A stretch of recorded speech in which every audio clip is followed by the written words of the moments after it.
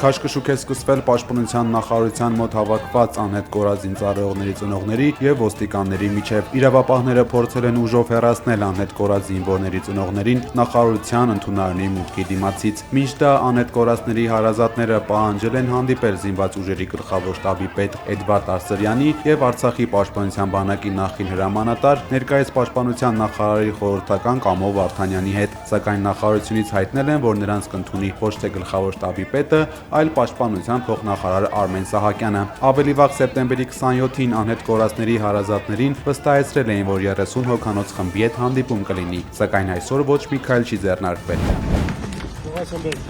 Ներողություն, դուք եք կրակողը, հա? Դատարանը բավարարել է քննչական կոմիտեի միջնորդությունը եւ կալանավորել Փարաքար համայնքի ղեկավար Վալոդիա Գրիգորյանի եւ նրա ընկերոջ քրեական ոստիկանության աշխատակցի սպանության մեջ մեղադրվող 20-ամյա Գևորգ Հարությունյանին։ Նա ինքնախոստովանական ցուցմունք է տվել։ Նախաքննության ընթացքում Հարությունյանը հայտնել է, թե որտեղ է ինքնաձիգը, որից կրակել է։ Քննիչները զենքը առգրավել են։ Քննչական գործողությունների արդյունքում հայտնաբերվել է նաեւ մարզասրահի այցեքարտ, որը ըստ նախնական տվյալների պատկանել է մեղադրյալին։ Գործով անցնում նաև Նարեկ Օհանյանը, որը մեղադրվում է սպանությանն օժանդակելու համար։ Նա նույնպես կալանավորված է։ Իդեպ Արմավիրի մարզը հանցագործությունների թվով առաջատարն է Երևանից հետո, ըստ ազգային վիճակագրական կոմիտեի, նախորդ տարի Արմավիրում արձանագրվել է հանցագործության 3464 դեպք, դրանցից 457-ը ծանր, 88-ը առանձնապես ծանր։ Արմավիրի մարզի բացասական վիճակագրության մեջ առանցքային դեր ունի Վաղարշապատ, Էջմիածին քաղաքը։ 2024 թվականին Վաղարշապատում գրանցվել է 2094 հանցագործություն, որից 78-ը առանձնապես ծանր։ Այս ցուցանիշով Վաղարշապատը դարձել է Հայաստանի ամենակրիմինոգեն քաղաքը Երևանից հետո։ Դատախազ Արմեն Բաղդասարյանը դատարանից պահանջել է 2 տարի 6 ամիս ազատազրկում Շիրակի թեմի առաջնորդ Միքայել arczepiskopos Աջապահյանի համար։ Դատավոր Արմինե Մելիքսեթյանը, որը մեղավոր է ճանաչել Սրբազանին իշխանության զավթման կոչի մեղադրանքով, այսօր հայտնել է, որ ազատազրկման վերաբերյալ վճիռը կհրապարակի հոկտեմբերի 3-ին։ Դատական նիստի սկզբում Սրբազանի փաստաբանները արդեն 3-րդ անգամ դատավորին ինքնաբացարկ են հայտնել եւ մերժում ստացել։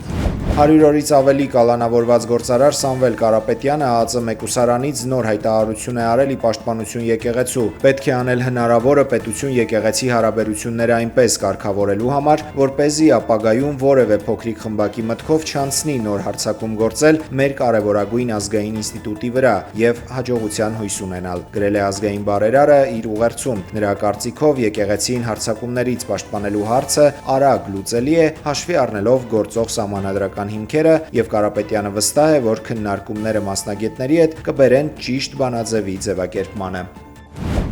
Առավոտյան հարկադիր պարապուրդի են մատնվել Կիլիկիա գարեջրի գործարանի աշխատակիցները։ Իրավապահները կապարակնքել են գործարանի մուտքերը, ամբլուրեյեմը եղել է դեպքի վայրում։ Լրատվամիջոցը տեղեկություններ ունի, որ քննչական կոմիտեի պետքննչական վարչությունը նախկին պատգամավոր գործարանի սեփականատեր Հակոբ Հակոբյանին 450 միլիոն դրամի տուգանք է նշանակել։ Գործարարը հրաժարվել է վճարել տուգանքը։ Ըստ հայտնվում են բանտերում։ Չեմ, ես էլ կարող հայտնվում եմ բանտում։ Ոնց որ ես սպասում եմ դրան։ Այդպիսի կանխատեսում ունեմ։ Ես ունեմ, այո։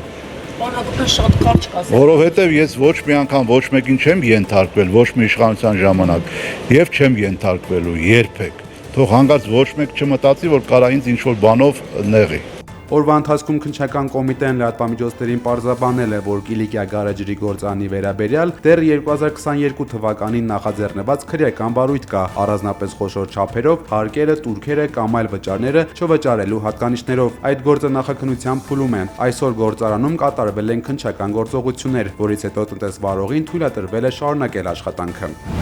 Հայաստանի վարչապետ Նիկոլ Փաշինյանը Ստրասբուրգում հանդիպել է Եվրոպայի խորհրդի գլխավոր քարտուղար Ալեն Բերսեի հետ։ Հայաստան եւ Եվրոպայի խորհուրդ արդյունավետ համագործակցությունը նպաստել է Հայաստանում ժողովրդավարական բարեփոխումների առաջխաղացմանը, ասել է Բերսեն վարչապետ Փաշինյանին։ Նա ողջունել է Հայաստանի եւ Ադրբեջանի միջև խաղաղության համաձայնագրի նախաստորագրումը, հույս հայտնել, որ այն զարգացման լայն հնարավորություններ կբացի Հարավային Կովկասում։ Իդեպ Հայաստանի վարչապետը Ստրասբուրգում հանդիպել է նաեւ Եվրոպայի խորհրդի խորհրդարանական վեաժողովի նախագահ Թեոդորոս Ռուսոպոլոսի հետ, քննարկել Հայաստան-ԵԽԽՎ համագործակցությանը, տարածաշրջանային անվտանգությանը վերաբերող հարցեր, ինչպես նաեւ Հայաստանի եւ Ադրբեջանի միջև խաղաղության համաձայնագիրը։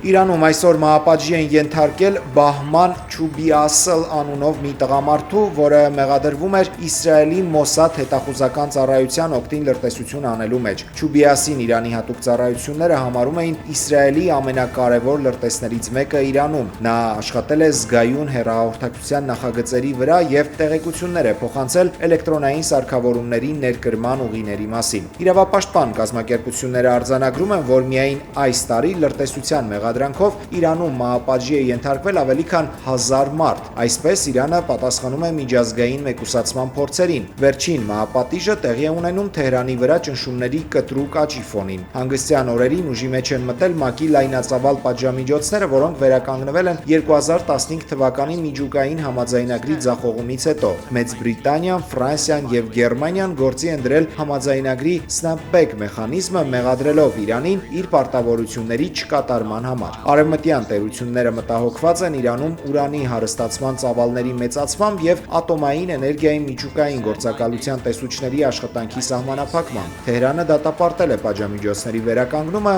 այն անվանելով անօրինական եւ անարդար։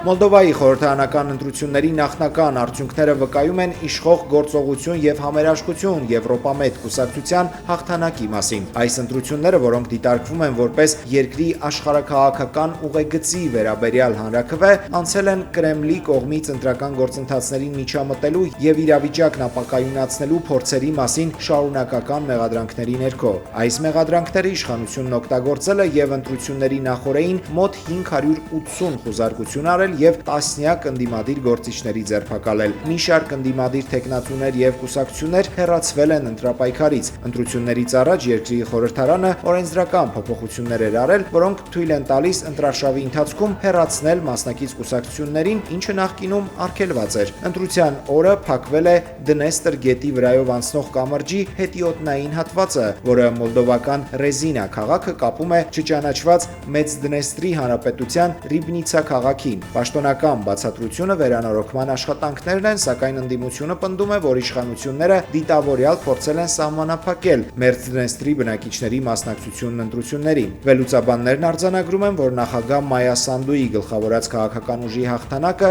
ամրապնդում է Քիշնևի արևմտամետ կառավարության դիրքերը եւ նրան մանդատ է տալիս շարունակելու Եվրամիությանն անդամակցելու բարդ գործընթացը։ Մոլդովան Ուկրաինայի հետ միասին ստացել է Եվրամիությանն անդամակցության տեխնացուի կարգավիճակ եւ այս ընտրությունների արդյունքները վճռորոշ են անհրաժեշտ բարեփոխումներն առաջ մղելու համար։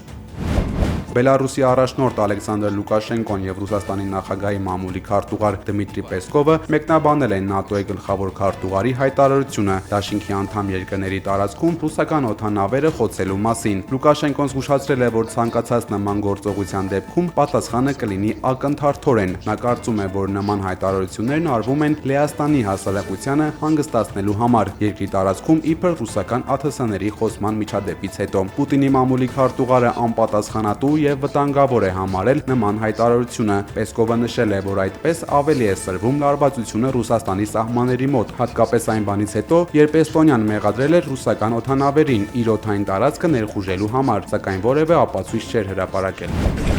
ԱՄՆ նախագահ Դոնալդ Թրամփը եւ Իսրայելի վարչապետ Բենյամին Նեթանյահուն հայտարարել են, որ մոտ են իսրայելա-պաղեստինյան հակամարտության գոտում հրադադարի հաստատման համատեղ ծրագրին։ Սպասվում է, որ այսօր երկու առաջնորդները կհանդիպեն Սպիտակ տանը վերջնականացնելու եւ հանրությանը ներկայացնելու նախաձեռնության մանրամասները։ Քաղաքական շրջանակները ենթադրում են, որ նոր նախաձեռնությունը կարող է կրկնել Թրամփի նախորդ դարի գործարք անվանումը ստացած նախաձեռնության որոշ տարեր, կենտրոնանալով Իսրայելի անվտանգության երաշխիքների վրա եւ ենթադրել արաբական երկրների չափավոր ներգրավվածություն։ Միևնույն ժամանակ պաղեստինյան կողմը ամենայն հավանականությամբ թերհավատորեն է վերաբերում ցանկացած նախաձեռնության, հաշվի առնելով Թրամփի վարչակազմի բացահայտ իսրայելամետ դիրքորոշումը։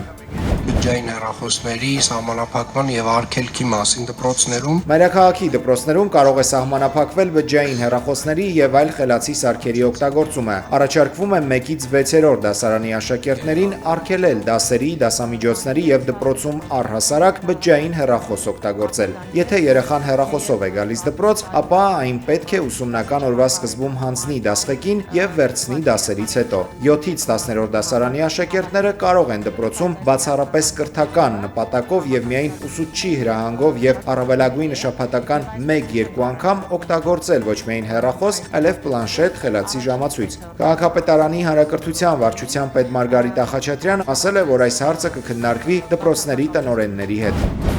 Էրեբունի Երևան տոնակատարության գլխավոր աստղը այս տարի լինելու է Թաթա Սիմոնյանը։ Նա հանրապետության հրապարակում մենահամերգ է տալու։ Դրան կնախորդեն երկօրյա միջոցառումներ։ Հոկտեմբերի 11-ին եւ 12-ին մայրաքաղաքի տարբեր հատվածներում տեղի կունենան էլեկտրոնային երաժշտության փառատոն, ռոք, ջազ, էստրադային դասական համերգներ։ Երևանն այս տարի նշում է 2807-ամյակը։